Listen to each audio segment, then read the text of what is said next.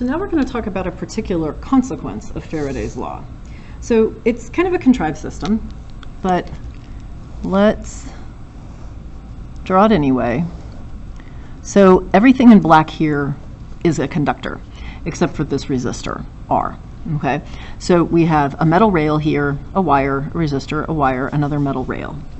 This whole thing is in a magnetic field. And I'm going to do the magnetic field into the page. And it is open on the end here. Let's make this pretty long. One more row, that's enough. So no current can flow in this because you have to have a complete loop. You have a closed loop to have current flow. So I'm going to add across here a conducting bar. So again, I'll use black as my conductor. So this is a metal bar. I'm going to fill it in. Now, we are going to make this bar move. So somebody with their hand is going to grab onto this bar and cause it to move to the right at some speed. And so my question is, what's going to happen as a result of that? How hard do you have to pull to make this happen? Do you have to keep pulling? Is there like some kind of weird friction here? There's not friction, but we're going to get there. So the first thing I want you to notice is that because this is a conductor all the way around here, we can have a current flow. And in fact, a current will flow by Lenz's law. So remember Lenz's law, this loop formed, this kind of rectangular square thing, is going to not want the magnetic field through it to change. So at the instant shown in this picture, the magnetic field is into the page. Well, later when the bar's over here, that loop is going to have a bigger area. And so it's going to enclose more of this uniform magnetic field. And this bar says, excuse me, heck no, I don't want that. I don't want to have more magnetic field through me. So it's going to make an opposing magnetic field. It'll make one out of the page because the out will cancel out the additional in as the bar moves over. So if I point my thumb out, you can see my fingers go counterclockwise. I have I counterclockwise. The way these questions are usually phrased is what is the direction of the current through R? Well, if this is counterclockwise, then the current through R is going towards the bottom of the page, or negative Y. Either of those is good directions. Are good directions, excuse me. So current flows that way. And then the question is, of course, then if we know a direction of current, how much current? So we go back to Faraday's law. Faraday's law, EMF is absolute value, negative, d flux, oops, we've been using B, not that it matters. B for magnetic field, M for magnet, whatever, derivative with respect to time. And flux, you know, is BA cosine theta. So let's simplify things a little bit. The magnetic field stays constant. The angle also stays constant because if this is the plane of the loop, drawn on the paper, normal to that is either into or out of the page. And since the field is into the page, we're going to have cosine 0. We have a lot of flux through this loop. So we can simplify this just to BA. And then if I put it in this equation, and I'm going to drop the negative and the absolute value. So I need to do the derivative of B times A. Now B is not changing. A is changing. The area of this loop is getting bigger. So let's define some dimensions. Often, this distance is called L, and L is fixed.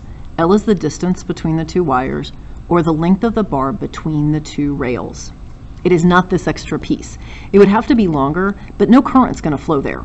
So it doesn't actually enter into this thing. So all that really matters is the length between the two rails. And then this, I'm going to say, is the distance x. And this changes. As the external force moves this bar over, x gets bigger. So I can replace EMF ddt with, instead of A, I'm going to do L times x. Okay, let's slide that up. Well, B is constant, L is constant, only x is left. So if I pull B and L out, all I'm left with is the derivative of x with respect to time. I hope you recognize that. That's velocity. So our final answer is EMF equals BLV. Now this is, of course, for a single coil. As we've talked about, if you have multiple coils, put either N here or N here, and you get a bigger EMF. So if you had multiple coils here, which you couldn't really do with this particular thing, but maybe with something else, you would do this. So see what this says. If you move a length across a magnetic field, because it's moving, so it's running across more field lines. So it's not moving with the field, it's moving across the field. If you move it across the field perpendicularly, you get an EMF produced between the ends. And then you could find the current. And of course, I would be E to EMF over R. You know how to do that. That's an old equation by this point. So this leads to some interesting consequences. So the first one is that if we have a potential difference spread over a distance, we can actually calculate the electric field. So the electric field, slide this up a bit, electric field, remember, is defined or is related to electric potential as the negative derivative with respect to distance. Well, we have a constant EMF, and the distance is between what's generating the field. So the distance is this L. So we can turn this into the electric field is, and we're going to do magnitudes, let's get rid of the direction issue, is equal to the EMF divided by the length of the bar. So this is the strength of the electric field in this bar, which effectively is what's acting like a battery to run current through this circuit. So that's the first one. Interesting consequence about this, notice it doesn't match with current, it goes to electric field, and we could have electric fields when there were no currents. Electric fields set up currents, but electric fields can just set up forces. So this works even if the bar is not connected to rails. You actually get an EMF across the board, building up an electric field, and let's see why. So if we do the same basic situation, but no conducting rails, we're just going to put a bar across it, and it's moving to the right, and it has a length of L in the field. So let's make sure the whole thing's in the field. So this is a length L. So you know, because this is full of charged particles, that there is going to be a force on each of those charged particles. Let's pretend, to make life easier, that those charged particles are positive. So going way back to our force right-hand rule, if charged particles are moving to the right, positive charged particles are moving to the right, in a magnetic field into the paper, they would feel a force towards the top of the page. So you would have a positive charge would feel a magnetic force this direction, and it would be equal to Q times V times B, because it's sine 90. So eventually you're going to have a lot of positive charges up here at the top of the bar as it continues to move across this field. And then you're missing positive charges at the bottom. Or we could switch this whole thing around.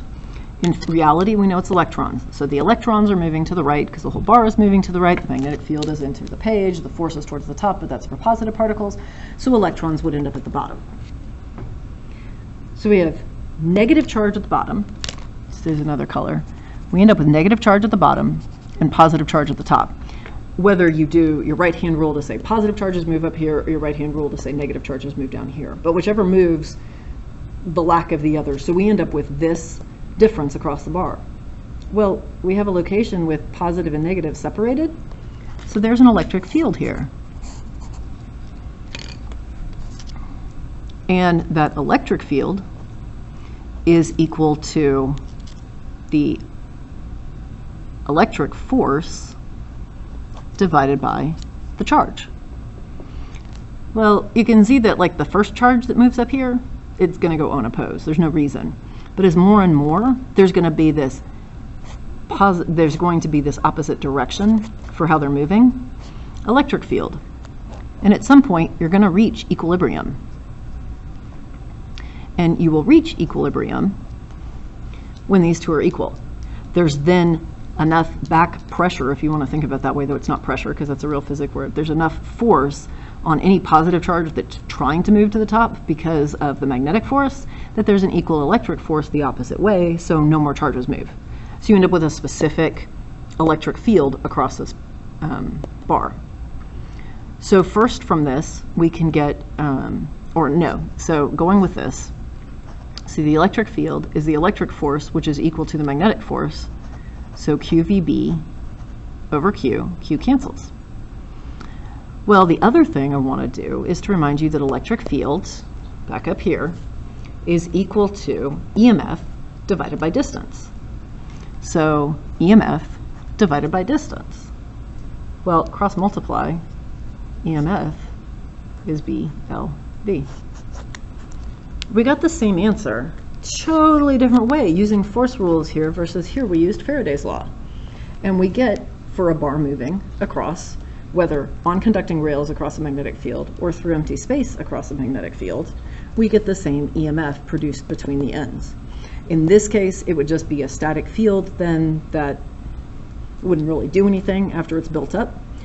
But it does mean that you could get an electrical discharge if there's as much. If you have a strong enough electric field, back here, strong enough electric field, you turn air into a conductor and you get lightning. So if you have a metal rod moving across a magnetic field, you can get some pretty big discharges electrically. And that's kind of a fun thing. So last thing I want to mention is to go back to the original situation we set up. I said there was an external force making this happen. So that external force is pulling on this bar, and it is opposed by a magnetic force.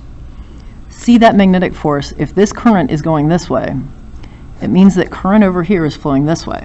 So if I use my force equals ILB, sine theta, right-hand rule, current is towards the top of the page. Magnetic field's into the page. The magnetic force is to the left. So if you let go of this bar, it's not going to keep going forward because there's always a force to the left based on this velocity. Because the higher the velocity, the greater the EMF, which means the greater the current. So as soon as you let go, it's going to slow down. There's going to be less and less EMF. There's going to be less and less current, which means there's going to be less and less force. But it's still a backwards force, so it's still going to slow down. It's not going to slow down at a steady rate. It would be slowing down at a continually decreasing rate. And we will actually hit that once we get to AP exam review, because we do have to do forces that depend on velocity and solve for their motions. But that's it for this one.